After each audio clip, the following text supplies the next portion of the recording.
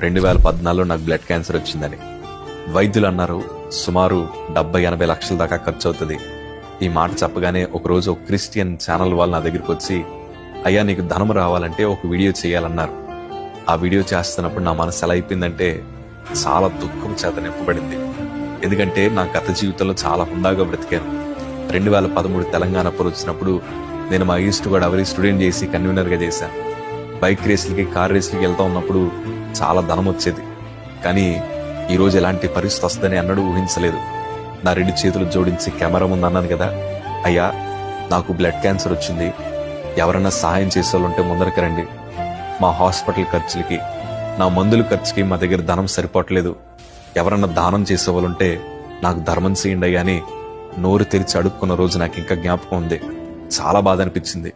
ఈ వీడియో ఎవరన్నా చూస్తే నా బ్రతికేమైపోద్ది, ఈ వీడియో ఎవరన్నా చూస్తే నన్ను హేళన చేస్తారేమోనని చాలా కృంగిపోయాను.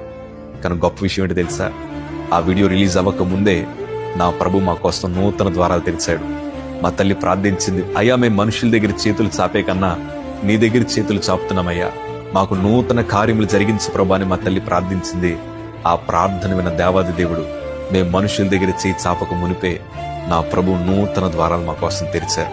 ఈరోజు నేను అంటాను, ఈ వీడియో చూస్తున్న మీ అందరి అవసరతలు నా ప్రభు తీర్చబోతున్నారు. ఎవరి దగ్గర చేతులు చాపాల్సిన అవసరం లేదు. నా ప్రభు మీకోసం నూతన కార్యములు జరిగించబోతున్నారు. నన్ను పోషించిన దేవుడు మిమ్మల్ని కూడా పోషించబోతున్నారు. మనుషుల దగ్గర చేతులు చాపితే లోకువైపోతాం, దేవుని దగ్గర చేతులు చాపితే నూతన బలము